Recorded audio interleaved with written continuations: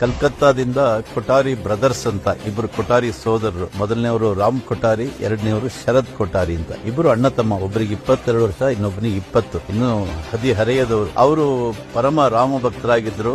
ರಾಷ್ಟ್ರೀಯ ಸ್ವಯಂ ಸೇವಕ ಸಂಘದ ಕಾರ್ಯಕರ್ತರು ಕೂಡ ಹೌದು. ಅವರು ಹೇಗೋ ಕಾಶಿವರೆಗೆ ರೈಲ್ನಲ್ಲಿ ಬಂದ್ರು. ಕಾಶಿಯಿಂದ ಮುಂದೆ ಬರೋದಕ್ಕೆ ಅವರಿಗೆ ಯಾವುದೇ ವೆಹಿಕಲ್ ಸಿಗ್ಲಿಲ್ಲ. ಕೊನೆಗೂ ಯಾವುದೋ ಒಂದು ಟ್ಯಾಕ್ಸಿನಲ್ಲಿ ಕೋಲಾಪುರ ಅಂತ ಅಲ್ಲಿ ತನಕ ಬಂದ್ರು. ಅಲ್ಲಿಂದ ಸುಮಾರು ಒಂದು 200 ಕಿಲೋಮೀಟರ್ ಆಗುತ್ತೆ ಅಯೋಧ್ಯೆ. ನಡ್ಕೊಂಡೇ ಬಂದ್ರು. 200 ಕಿಲೋಮೀಟರ್ ನಡ್ಕೊಂಡು ಬಂದು 1990 ಅಕ್ಟೋಬರ್ 30 ನವೆಂಬರ್ 2 ಆ ದಿವಸ ಅಲ್ಲಿ ಮೊದಲು ಅವರು ಗುಂಬಜ್ ಏರಿ ಬಾವುಟ ಹಾರಿಸಿದ್ರು. ಮೊದಲನೇ ದಿವಸ ಅವರಿಗೆ ಸಮಾಧಾನ ಆಗ್ಲಿಲ್ಲ. ಒಂದ್ ರೀತಿ ಖುಷಿ ಆಯ್ತು. ಆದ್ರೆ ಅವ್ರಿಗೆ ಇನ್ನೂ ಏನಾದ್ರೂ ಮಾಡಬೇಕು ಇಲ್ಲಿ ಅಂತ ಅನಿಸಿ ಅಲ್ಲೇ ಎಲ್ಲ ತಿರುಗಾಡ್ತಾ ಇದ್ರು ಅಯೋಧ್ಯೆ ರಸ್ತೆಗಳಲ್ಲೆಲ್ಲ. ಯಾವುದೋ ಒಂದು ಸಣ್ಣ ರೂಮ್ ನಲ್ಲಿ ಉಳ್ಕೊಂಡಿದ್ರು. ಇವರು ಬಾವುಟ ಹಾರಿಸಿದ್ದೆಲ್ಲ ಪೊಲೀಸ್ನವರಿಗೆ ಗೊತ್ತಾಯ್ತು. ಇವರನ್ನ ಹುಡ್ಕೊಂಡು ಪೊಲೀಸ್ನವರು ಎಲ್ಲಾ ಕಡೆ ಸರ್ಚ್ ಮಾಡಿದ್ರು. ಆ ನಂತರ ಒಂದು ರೂಮ್ ನಲ್ಲಿ ಇದ್ದಿದ್ದು ಗೊತ್ತಾಗಿ ಆ ರೂಮಿನಿಂದ ಎಳ್ಕೊಂಡು ಬಂದು ಪಾಯಿಂಟ್ ಬ್ಲಾಂಕ್ ರೇಂಜ್ ನಲ್ಲಿ ಅವರಿಬ್ಬರ ಮೇಲೆ